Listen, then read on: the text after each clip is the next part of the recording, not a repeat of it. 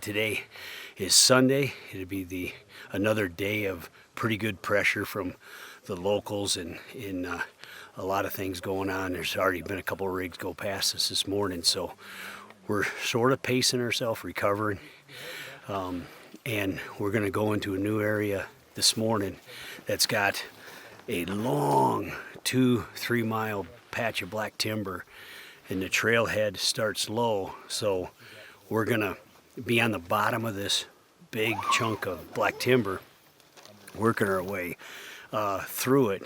And yesterday there was no rigs parked at the trailhead, so we're hoping it'll be the same thing this morning. And so we're gonna take it easy, not go super hard, because we're anticipating Monday and Tuesday to go real hard. And we've found some very select back in some effort to get to water holes where I think we're going to spend some time. It's been consistent, beautiful weather. It's been starry, clear. Temperature drops into the 30s every night, but it's going to be up into the 80s midday, at least down in the city or in a town. So it's probably going to be in the near 70, hot, and so I know those bulls are going to want to get in water.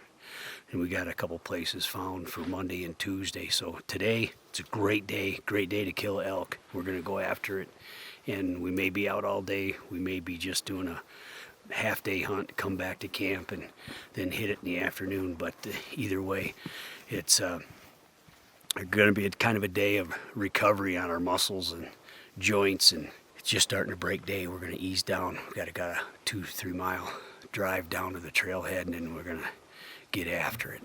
Here we go. I've been in the darkness for 40 days.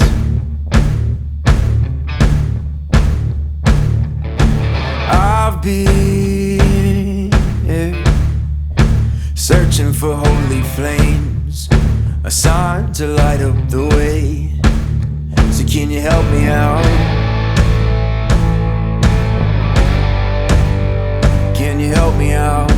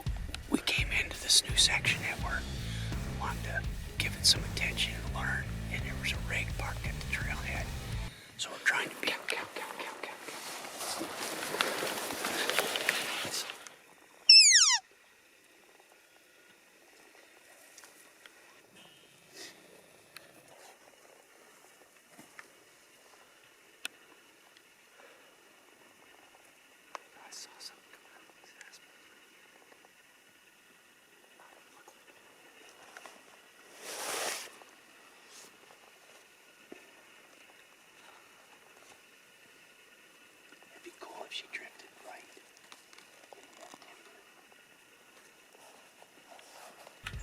Intruded onto our interview with elk.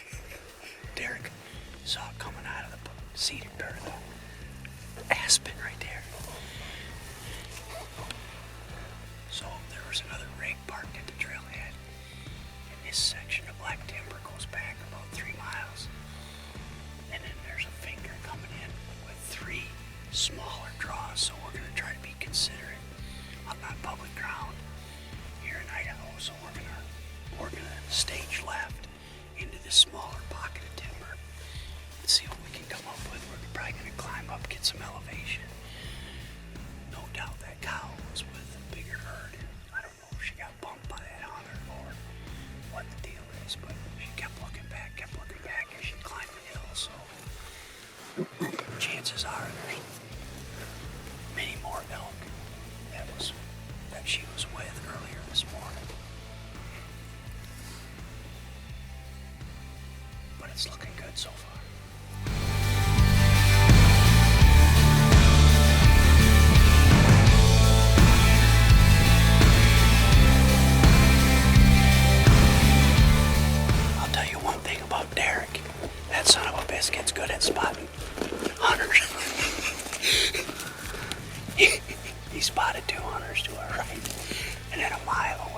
they just spotted 2 more hunters.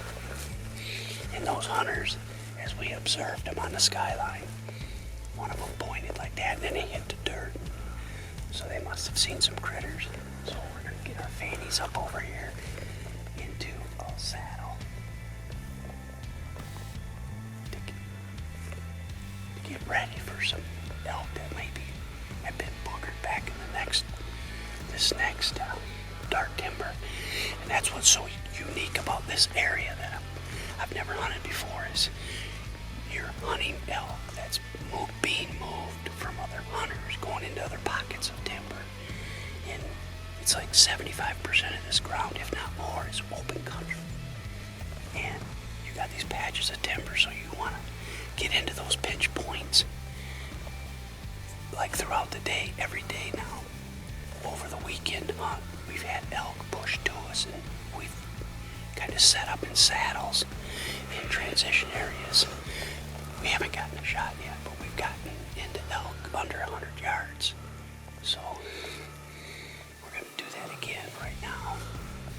We got to hustle about 400 more feet up to get to it.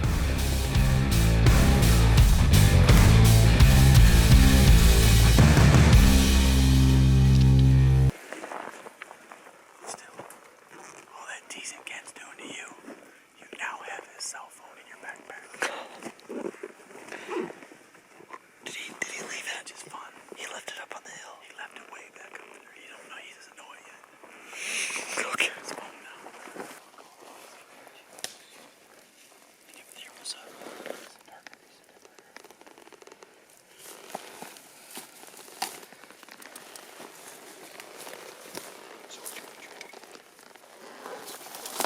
There's a conspiracy. And I don't know if I appreciate it. What do you mean? What are you talking about? What on earth are you talking about? The youth group in our squad. What's he getting played? What did he know? So I want to know who's the Judas of the pet bunch. You can go through my stuff all you want. You ain't gonna find it. It ain't my stuff. So it's probably back up at the ridge then. Look, you and I've worked together for going on 19 years. I'm giving you shit First, I want you to say you're sorry. for having to put up with you. What am I sorry for? That you're a pawpaw and I gotta pick up after you because you leave stuff laying around on the hillside. So now I'm looking at you, Nate. That you agreed in this accomplice. I didn't do anything. Do we have to go back up on the ridge then? Nate, cough it up. I'm gonna throw your skinny body right there. Drown you in that wallow.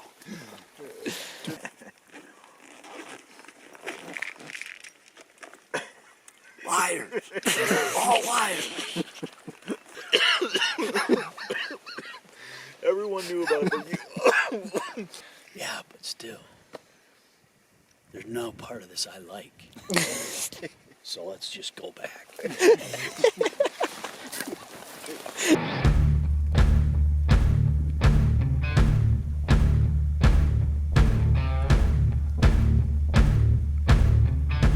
As we came back, my truck tore a tire, and so we no more jumped out of the truck, and psst, we could hear the air coming out, so we went into NASCAR pit crew mode and jacked the truck up, swapped out the tire, and with all that being said, we did not get out this evening, so we kind of chilled, did a can cooker meal, had a nice dinner, and we're gonna hit the rack because tomorrow morning we're gonna get up at 4 o'clock, so an hour earlier than what we've been doing. And because of where we're going tomorrow, pretty pumped about that. So we kind of got our eggs in one basket of we've been chasing them for 4 days, doing well, getting close, having some opportunity, but not quite like we wanted it. And then, but they're predicting 85 degrees the next couple days. So up here in the mountains is probably gonna be 75 minimum. And these elk are gonna need water. And we found a couple isolated water holes through our 2 days of going 10 miles and 7 miles on foot, we've found a couple secluded water holes in the timber. So we're thinking if we can get set up on those water holes, Lord willing, the wind doesn't give us away, we're going to have some action. And so that's kind of our plan tomorrow, and we're feeling pretty confident about it. Cool. You got your phone? Phone in hand. Good. Let's go to bed. I have no idea, but I do, because you're an evil man. Going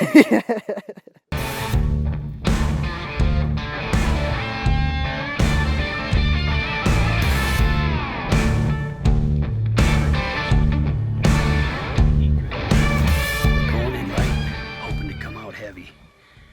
Today's a good day to fill the grizzlies. I'm feeling it for you, Derek. Got a good feel today. Yeah, by 10 o'clock, I think we're going to be doing little knuckles. Heads or tails, Derek? Heads.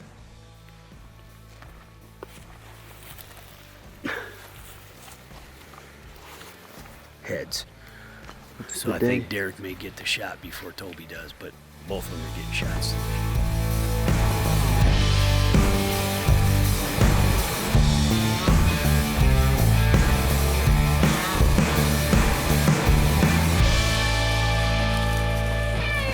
This is our separation point. You and Toby are gonna left of the sun. Derek and I are gonna be on the right of the sun. We're gonna go down 2 different places. There's 3 black timber patches, draws.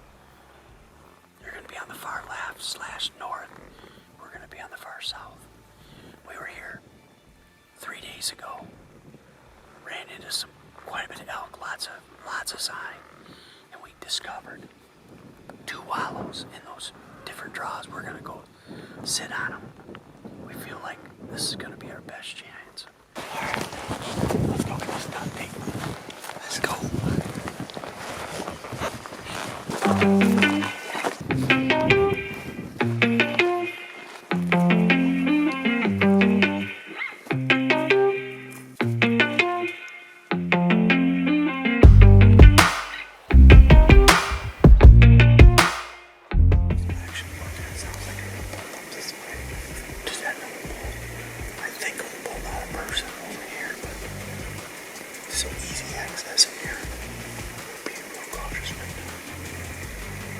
So it was probably 5 to 6, 10 to 6. I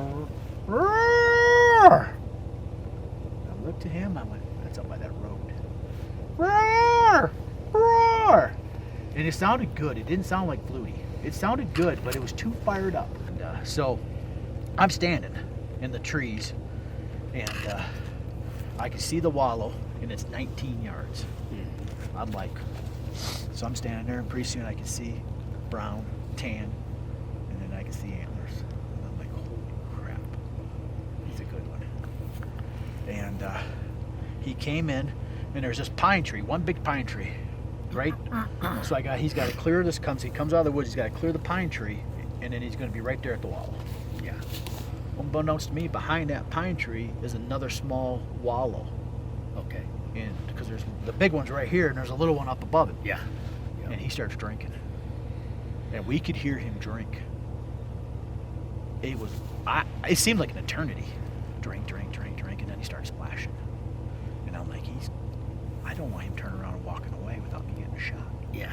So I'm leaning against this little tree, and I just kind of pulled back. I can hear him splashing. I go, as long as he's splashing, I'm good. Yeah. And I turned around, I go, oh, I can see his whole front half.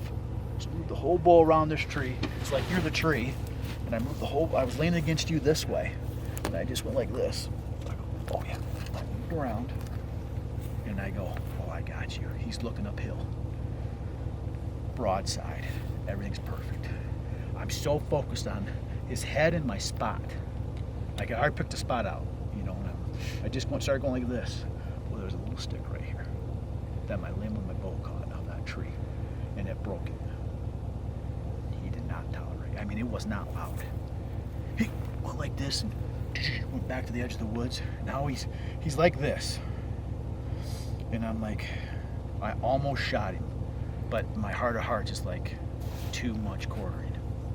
you know, you're gonna really have to run that arrow a long ways to get into something. And I didn't feel good. He was quartering to you or quartering away, and it was too much.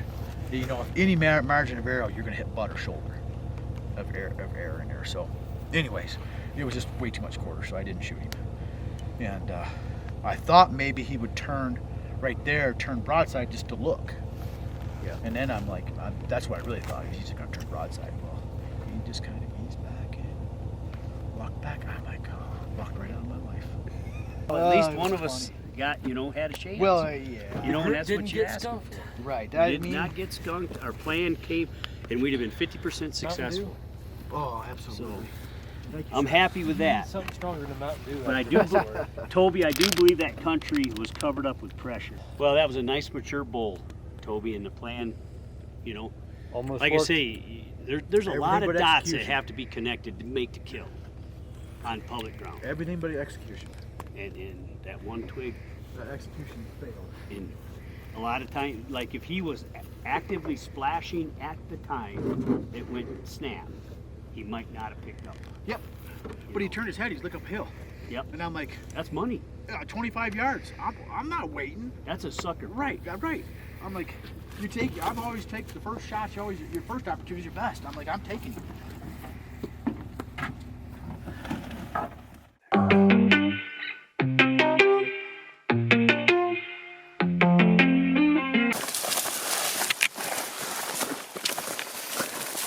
Half a mile before we got here, I go, Nate, you know, it would be pretty awesome if elk crossed the road right here in front of us. And sure as shit, we come around this bend, and then a calf ran right over this ridge not 50 yards off the road.